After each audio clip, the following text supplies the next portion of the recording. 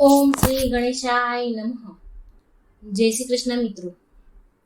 આજે આપણે 10 અમાવસ્યા વ્રત કથા સાંભળીશું. ચૈત્ર મહિનાની અમાવસની કથા. હરે કૃષ્ણ. ઓમ નમો ભગવતે વાસુદેવાય નમઃ. ઓમ નમઃ શિવાય.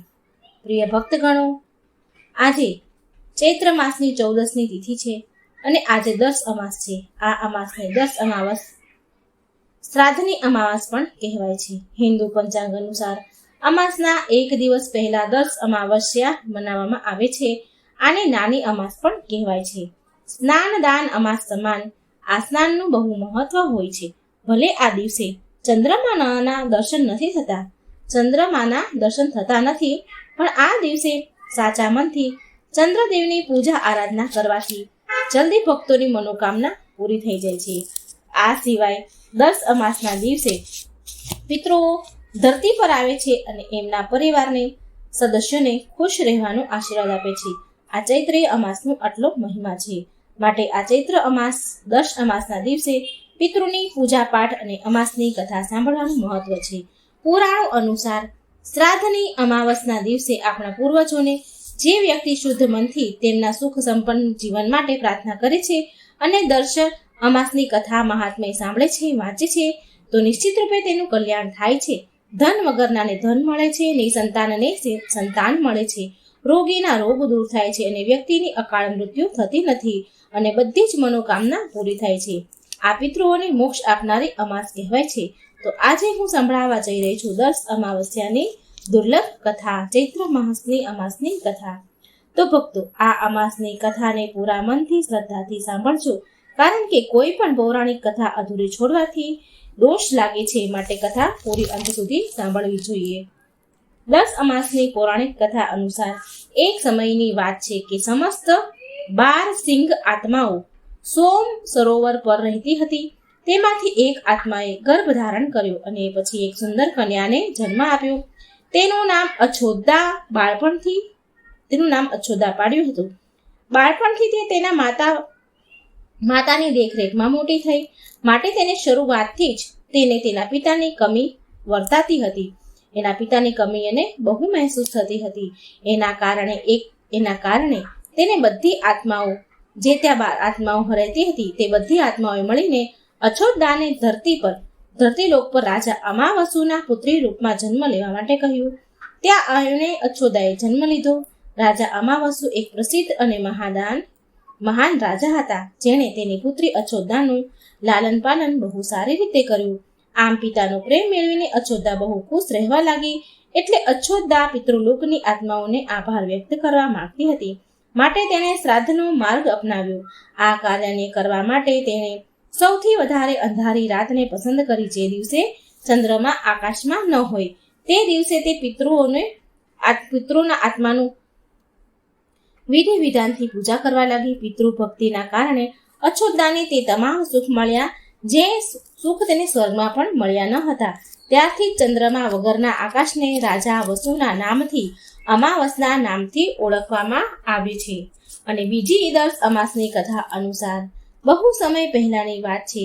ધર્મવર્ણ નામનો એક બહુ મોટો બ્રાહ્મણ હતો. તે બ્રાહ્મણ બહુ ધાર્મિક પ્રવૃત્તિના હતા.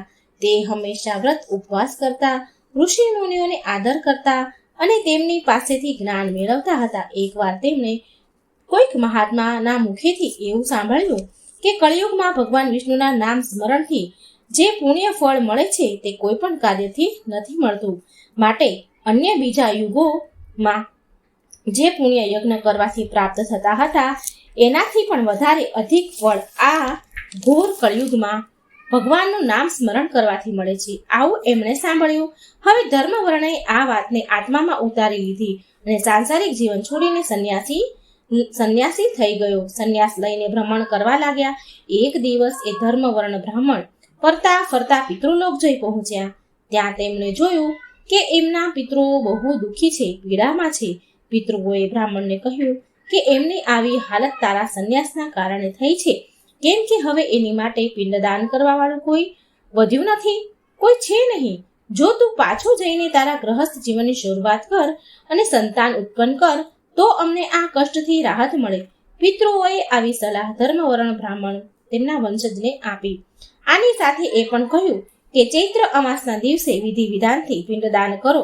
પિતૃઓની વાત સાંભળ્યા પછી ધર્મવર્ણએ વચન આપ્યું કે તે એમની અપેક્ષાને, તેમની ઈચ્છાને જરૂર પૂરી કરશે. ત્યાર પછી ધર્મવર્ણએ એનું સંન્યાસી જીવન છોડી દીધું અને ફરી સાંસારિક જીવન અપનાવી લીધું. અને પછી ચૈત્ર અમાસની તિથિ આવી ત્યારે વિધિ વિધાનથી પિંડદાન કર્યું અને એમના પિતૃઓને મુક્તિ અપાવી. આના કારણે પુત્રોના આશીર્વાદથી ધન ધાન્યથી તે પરિપૂર્ણ સુખપૂર્વક જીવન જીવવા લાગ્યો. આ 10 અમાવસ્યા અમર સુહાગને પણ અપાવનારી છે. અમાસનું બહુ જ મહત્વ હોય છે મિત્રો. આ 10 અમાવસના અનુસાર અમર સુહાગની પણ એક કથા છે જે સુહાગણ સૌભાગ્યવતીનો આશીર્વાદ આપનારી છે. આ અનુસાર એક બ્રાહ્મણ હતો, તેને 5 પુત્રીઓ હતી. તે 5 પુત્રીઓ ભગવાનની પૂજા અર્ચના કરતી. એ 5 પુત્રીઓ મંદિરમાં જતી, શિવજીની પૂજા અર્ચના કરે. તે બધી જ 10 અમાસના દિવસે દીવો કરે અને અમાસની કથા સાંભળે. એમની 5 દીકરીઓ. એ 4 દીકરીઓનો દીવો બહુ વાર સુધી જગતો રહે અને ખૂબ પ્રકાશ, મોટી જ્વાળા આપે.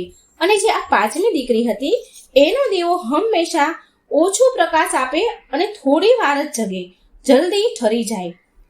અને એ 5મી દીકરી આવું હંમેશા જોતી એટલે તે ઘરે આવીને તેની માતાને કહે કે માં, મારી 4 બહેનનો દીવો બહુ પ્રકાશ આપે છે, બહુ જ્વાળા આપે છે અને બહુ વાર સુધી જગે છે, ચાલુ રહે છે, પણ મારો દીવો ઓછો પ્રકાશિત થાય છે અને જલ્દી ઓલવાઈ જાય છે માં. એટલે તેની માતા બોલી કે બેટા, હવે તું વધારે ઘી નાખજે અને દીવામાં, અને એટલે તારો દીવો વધારે વાર, બહુ વાર સુધી જગશે. હવે થોડા સમય વીતી ગયો. આમને આમ બ્રાહ્મણે એ 5 દીકરીઓના વિવાહ કરી દીધા. પણ 4 દીકરીના ઘરે બહુ ધન હતું, પૈસાદાર હતા, ધન ધાન્યથી સુખી હતા. પણ જે આ 5મી દીકરી હતી એના ઘરે બહુ ગરીબી હતી. 1 ટકનું લાવીને 1 ટકનું ભોજન ખાય એવી એની હાલત હતી. છતાં પણ આ 5મી દીકરી ખૂબ જ સંતોષી હતી. એને તો પણ સંતોષ હતો એના જીવનમાં જે કંઈ મળ્યું એનું. એક દિવસ 5મી દીકરી તેના પતિને બહુ તાવ આવ્યો અને એ કારણે કંઈ કમાવીને લાવી ન શક્યો. તો એ દીકરી બોલી, કંઈ વાંધો નહીં, જેટલું હશે એટલાથી ચલાવી લઈશું, ચિંતા ન કરો તમે. હવે બીજા દિવસે તેનો પતિને બહુ તાવ આવ્યો હતો, છતાં પણ કામ પર જવા તૈયાર થઈ ગયો. ત્યારે એ 5મી દીકરીએ એના પતિને કહ્યું કે આજે હું પણ તમારી સાથે આવીશ. અને પછી બંને કામ કરવા નીકળી ગયા. તો રસ્તામાં તેના પતિને બહુ જોરમાં કકડી જાય એટલો તાવ આવ્યો અને તેની તબિયત વધારે બગડી ગઈ, જેના કારણે તે ચક્કર ખાઈને નીચે પડી ગયો. અને એક હતું તે જંગલ અને તેની મૃત્યુ થઈ ગઈ. તે ઘનઘોર જંગલમાં એકદમ એકલી હતી. હવે તે 5મી દીકરી તે વિચારવા લાગી કે ઘરે એકલી હું મારા પતિને કેવી રીતે લઈ જઈ શકું? હું ઘરે નહીં લઈ જઈ શકું, અને જો અહીંયા એમ છોડીને જઈશ તો જંગલી જાનવર ખાઈ જશે. તો એ એના પતિને એના ખોળામાં રાખીને રડવા લાગી, જોર જોરથી વિલાપ કરવા લાગી અને એવું તો બોલવા લાગી. એવું કહે છે કે મેં એવું તે કયું પાપ કર્યું જેથી મારા પતિ ઉઠતા જ નથી. તે જ સમયે પૃથ્વી પર ભ્રમણ કરવા માટે શિવ પાર્વતી ત્યાં જંગલમાંથી પસાર થઈ રહ્યા હતા. શિવજીએ પાર્વતીજીને કહ્યું કે જુઓ દેવી, આ દીકરી સાથે કેટલું ખરાબ થયું છે.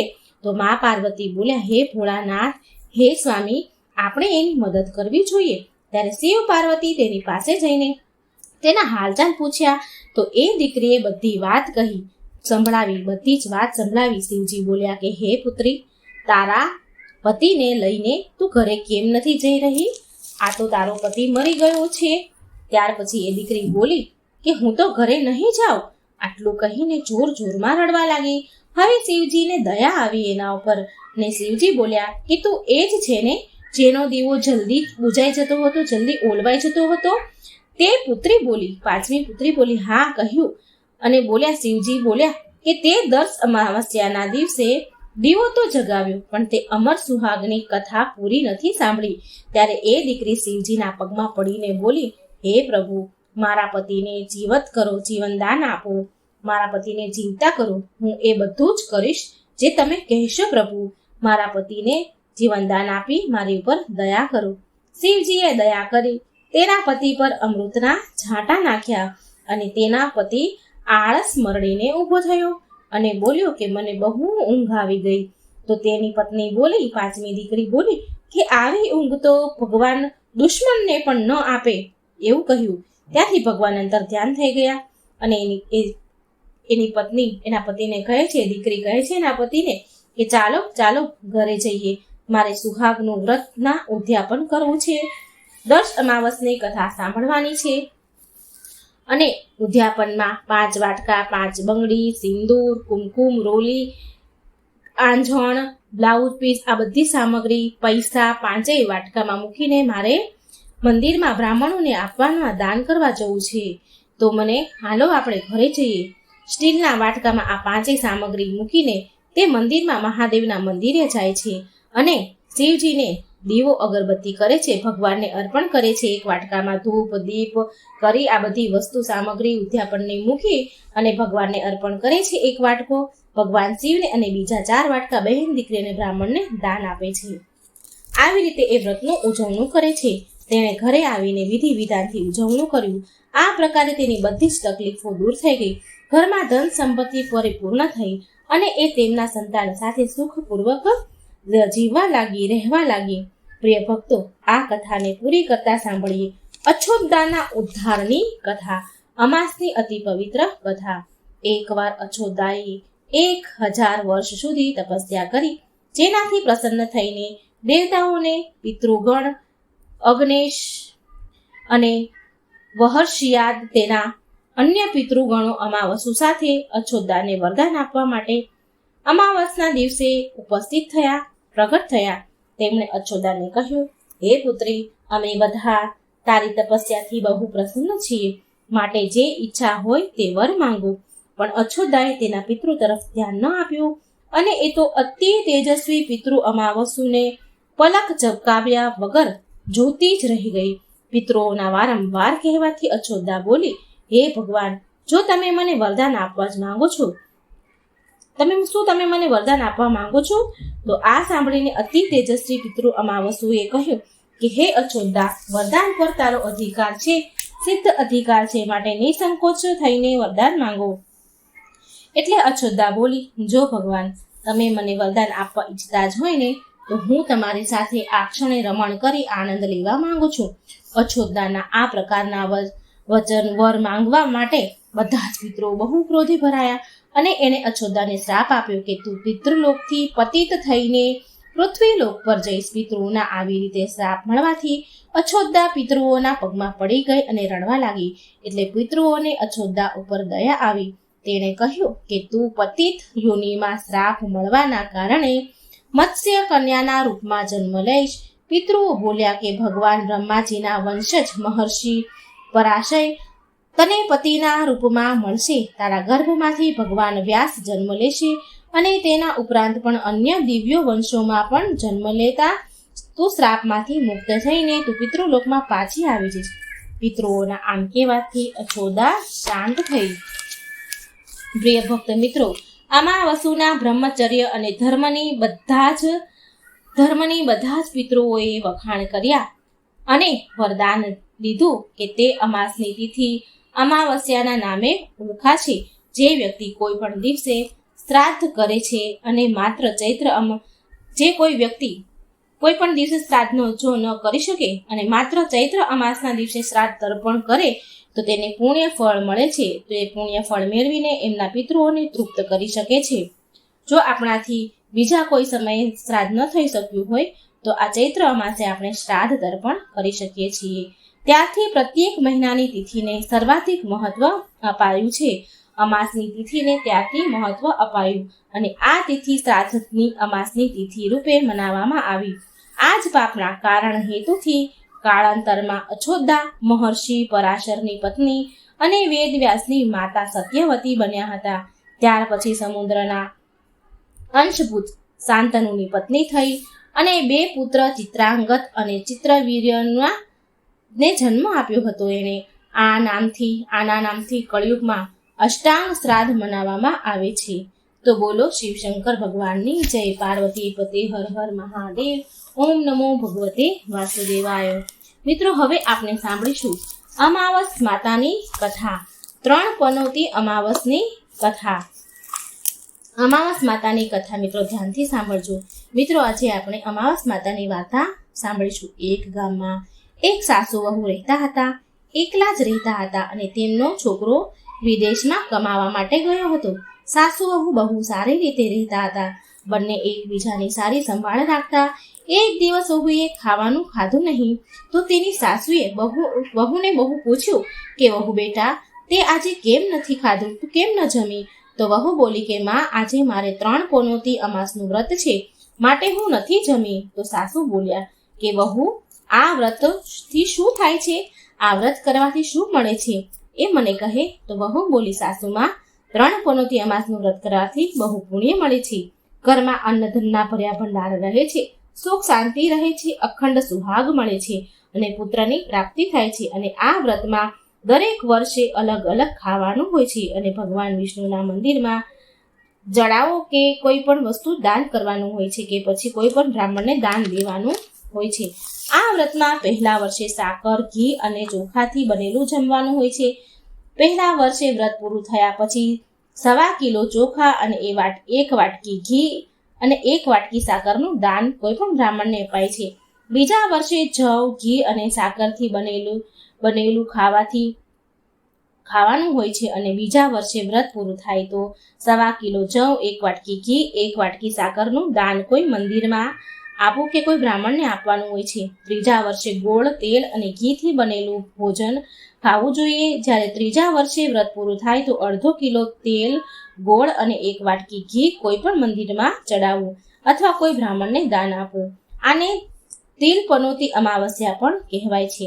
પછી વહુ બોલી કે આ વ્રતનું સંકલ્પ લીધું હોય તો આ વ્રત પૂરું કરવું ખૂબ જ જરૂરી છે. જો પૂરું ન કરી શકો તો ઘરમાં ઝઘડા અને અશાંતિ આવે છે. ત્યારે સાસુમાં બોલ્યા, મારી તો ઉંમર થઈ ગઈ છે વહુ, પણ તું આ વ્રત કર. અને વહુ આ વ્રતનો આરંભ કરે છે. પણ એક દિવસ વહુએ કોઈના કહેવાથી ઘઉંની બનાવેલી રોટલી ખાઈ લીધી અને અમાવસ માતાને આ વાતથી નારાજ થઈ ગયા. જે સાસુ વહુ વચ્ચે બહુ પ્રેમ હતો, પ્રેમથી રહેતા હતા, હવે આ બંને ઝઘડા કરવા લાગ્યા. અને આ જોઈને બધા જ ગામવાળા પણ હેરાન રહી ગયા કે અરે, આ શું થઈ રહ્યું છે? આ સાસુ વહુ તો બહુ પ્રેમથી રહેતા હતા. સાસુ તેની વહુને કહે છે કે જ્યારથી તું મારા ઘરમાં આવી છે વહુ બનીને આવી છો, ત્યારથી મારા ઘરની લક્ષ્મી ચાલી ગઈ છે. તું અમારા માટે શુભ નથી, અશુભ છો. વહુ બોલી કે તમારા ઘરની લક્ષ્મી ચાલી ગઈ છે મારા આવવાથી, તો મને એ લક્ષ્મી ક્યાં મળશે? મને કહો, હું લક્ષ્મી લઈને પાછી આવીશ. ત્યારે સાસુમાં બોલ્યા કે તને લક્ષ્મી સમુદ્રની વચ્ચે મળશે, ભગવાન વિષ્ણુના પગ દબાવતી મળશે. ત્યારે વહુએ કહીને ચાલી ગઈ કે જ્યાં સુધી હું લક્ષ્મીને લઈને ન આવું ત્યાં સુધી આ ઘરમાં પગ નહીં મૂકું. આટલું કહીને વહુ માં લક્ષ્મીની શોધમાં નીકળી જાય છે. ત્યારે એ રસ્તામાં વચ્ચે એક ગાય માતા મળે છે. ગાય માતા વહુને પૂછે છે કે ગાય માતા કહે છે કે ગાય માતા, તમે ક્યાં જાઓ છો? ત્યારે વહુ બોલ્યા, ગાય માતાએ પૂછ્યું વહુને કે તમે ક્યાં જાઓ છો? ત્યારે વહુ બોલી કે ગાય માતા, મારા સાસુ મને કહે છે કે મારા આવવાથી ઘરમાં અન્ન ધનની કમી થઈ ગઈ છે અને લક્ષ્મી ચાલી ગઈ છે તારા આવવાથી, તો હું લક્ષ્મીને શોધવા જઈ રહી છું. ત્યારે ગાય માતા બોલ્યા કે બેટા, જો તું જાય છે તો ભગવાનને મારા વિશે પણ પૂછજે. તો વહુ બોલી, સારું ગાય માતા, હું તમારા વિશે જરૂર પૂછીશ. તો ગાય માતાએ કહ્યું કે જ્યારે મારે વાછરડું થાય છે તે મરી જાય છે, જીવતા નથી રહેતા, તો ભગવાનને પૂછી લે છે કે મારી સાથે આવું કેમ થાય છે? મેં એવા કયા કર્મ કર્યા છે? તો વહુ બોલી, ગાય માતા, હું તમારા વિશે જરૂર પૂછીશ. આમ કહીને વહુ આગળ વધી. હવે આગળ જતા વહુને એક ઘોડી મળી જેના ગળામાં ઘંટડી બાંધેલી હતી. એ ઘોડી કહે છે કે બેટા, તું ક્યાં જાય છે? તો વહુ બોલી, બધી વાત કહે છે. તો થોડી વાર એ ઘોડી બધી વાત કહે છે. ઘોડી બોલી કે તું મારા દુઃખનું નિવારણ પણ પૂછજે આવજે, ભગવાનને પૂછી લેજે મારા વિશે. તો વહુ બોલી, હા, હું જરૂર પૂછીશ. આમ કહીને વહુ આગળ વધી. આગળ જતા એક આંધળો અને બહેરો એક વૃદ્ધ માણસ મળે છે. એ પણ વહુને એની સમસ્યા કહે છે અને ભગવાનને પૂછવાનું કહે છે. તો વહુએ એને પણ હા કહી અને આગળ વધી તો વહુને એક ઘરડી ડોશી મળી જે હાથ પગથી અપંગ હતી. એ પણ વહુને તેની સમસ્યા ભગવાનને પૂછવા માટે કહે છે. તો વહુએ એની સમસ્યાને પણ પૂછવા માટે તૈયાર થઈ ગઈ અને હા કહીને આગળ વધી. આગળ જતા વહુ બહુ થાકી ગઈ અને એક આંબાના ઝાડ નીચે બેસી જાય છે. તો આંબાનું ઝાડ ખુશ થઈને વહુને કહે છે, બેટા તું ક્યાંથી આવી છો, ક્યાં જાય છે? તો વહુ બોલી કે હું લક્ષ્મીજીને લેવા જાઉં છું. તો આંબો પણ તેની સમસ્યા ભગવાનને પૂછવા માટે કહે છે કે મારા ઝાડમાં કેરી ખાટી કેમ આવે છે, આ વિશે ભગવાનને પૂછજે. પછી વહુ તેને પણ હા કહી અને આગળ વધી. આગળ જતા વહુને એક તળાવ મળ્યું અને એ વહુને કહે છે કે ભગવાનને મારું દુઃખ પૂછતી આવજે કે મારા તળાવનું પાણી આટલું મેલું કેમ છે, કોઈ પણ આ પાણી પીતું નથી. ત્યારે વહુ બોલી હા હું જરૂર પૂછીશ એમ. અને આમ કહીને વહુ ફરી આગળ વધી. બહુ દિવસ જંગલમાં ચાલતા ચાલતા એ વહુ થાકી ગઈ. તેને ભૂખ પણ બહુ લાગી, પણ ખાવાનું મળતું નહોતું અને થાકી ગઈ અને જંગલમાં બેભાન થઈને પડી ગઈ. એ સમયે ભગવાન વિષ્ણુ અને માતા લક્ષ્મી ત્યાંથી વિચરણ કરતા આવતા હતા. તો માતા લક્ષ્મીની નજર આના ઉપર પડી. માતા લક્ષ્મી ભગવાન વિષ્ણુને કહે છે કે હે નાથ, આ તો તમારી બહુ મોટી ભક્ત છે, તમે આના દુઃખનું નિવારણ કરો. એ બેભાન થઈ ગઈ છે. તો ભગવાન વિષ્ણુ કહે છે કે આ સંસારમાં બહુ જીવ દુઃખી છે, બધા જ તેના પોતાના કર્મના ફળ ભોગવે છે. હું કોના દુઃખનું નિવારણ કરું? તો મા લક્ષ્મીએ ભગવાન વિષ્ણુને વિનંતી કરી અને કહ્યું કે આ ભૂખી તરસી છે અને જો આને અહીં આમ છોડી દીધી તો આને જંગલના જાનવર ખાઈ જશે. માતા લક્ષ્મીની વાત સાંભળીને ભગવાન વિષ્ણુએ એક સાધુનું વેશ ધારણ કરીને વહુની પાસે ગયા અને વહુને ભાનમાં લાવે છે. વહુ ભાનમાં આવી તો સાધુ રૂપમાં ભગવાનને પૂછે છે કે હું આ જંગલમાં ભગવાન પૂછે છે વહુને કે તું આ જંગલમાં શું કરે છે, કેમ આવી છે અને ક્યાં જઈ રહી છે? તો વહુએ પૂરી વાત કહી. તો તેની વાત સાંભળીને ભગવાન વિષ્ણુ અને માતા લક્ષ્મી પ્રગટ થયા, તેના અસલ સ્વરૂપમાં આવ્યા અને તેમની સાથે માતા અમાવસ્યા પણ પ્રગટ થયા. વહુ એના ચરણોમાં પડીને ખૂબ વંદન કરી. અમાવસ્યા માતા વહુને કહે છે કે બેટા, તે મારા વ્રતને ખંડિત કર્યું છે, માટે તને આ સજા મળી છે, પણ હવે હું તને માફ કરું છું અને તું ઘરે જા. તારું ઘર અન્નધનથી સંપન્ન થશે, તારું ઘર સુંદર મહેલમાં બદલી જશે અને તારી બધી જ મનોકામના પૂરી થશે. આ બધું થયા પછી વહુ તો તેના રસ્તામાં જે કંઈ મળ્યા હતા એ બધાના દુઃખનું નિવારણ માટે બધાને પૂછે છે, વિનંતી કરે છે. ત્યારે ભગવાન વિષ્ણુએ કહ્યું કે ગાયે ક્યારેય તેનું દૂધ કોઈને નથી પીવડાવ્યું, માટે તેના બચ્ચા જીવતા નથી રહેતા. તું એનું દૂધ પી લેજે, જેનાથી તેના બચ્ચા જીવતા રહેવા લાગશે. ઘોડી પાછલા જન્મમાં ઘંટી ચલાવવા વાળી હતી, અનાજ દળવા વાળી હતી. તે કોઈને લોટ દળી આપતી ન હતી, એટલે એના ગળામાં ઘંટીના પડ્યા છે. તું એના ગળામાંથી ઘંટી છોડી નાખજે, એટલે તે બિલકુલ સાજી થઈ જશે. વૃદ્ધ માણસ જે તને મળ્યો હતો તે ક્યારેય ભગવાનના મંદિરમાં નથી ગયો અને ક્યારેય તેણે ભગવાનના ભજન નથી સાંભળ્યા. તું એને મંદિરમાં લઈ જજે અને ભગવાનના દર્શન કરાવજે, એ ઠીક થઈ જશે. ગરડી ડોશી જે તને મળી હતી તેણે ક્યારેય તેની જુવાનીમાં દાન પૂર્ણ નથી કર્યા, માટે તેને આ સજા મળી છે.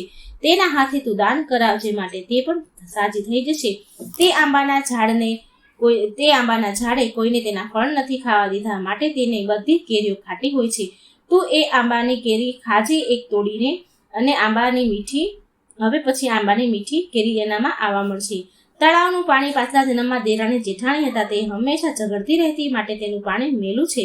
તું એનું પાણી પીજે, એટલે તે તળાવ શુદ્ધ થઈ જશે. વહુએ ભગવાન વિષ્ણુ અને માતા લક્ષ્મી અને અમાસ માતાની સ્તુતિ કરી અને નમન કરીને ઘરે જવા નીકળી ગઈ. અને રસ્તામાં એને જે પણ મળ્યું હતું તે બધાની સમસ્યા ભગવાનના કહેવા પ્રમાણે દૂર કરતી ગઈ અને ઘરે ગઈ. બધા તેને આશીર્વાદ આપે છે. ઘરે જતા તેનું ઘર એક સુંદર મહેલમાં બદલી જાય છે અને ઘરમાં અન્ન ધનના ભંડાર ભરેલા હોય છે. હવે વહુ સાસુમાને કહે છે કે સાસુમા, તમે મને સાચું કહ્યું હતું, તમારા માટે હું શુભ નથી. મારા જવાથી તમારા ઘરમાં લક્ષ્મી આવી, તમે અહીં રહો, હું મરવા જાઉં છું. ત્યારે સાસુમાં બોલ્યા કે બેટા, આ બધું તારા અમાસના વ્રતનું ફળ છે, જે અમને મળ્યું છે. તું અહીં જ રહીશ, ક્યાંય નથી જવાનું.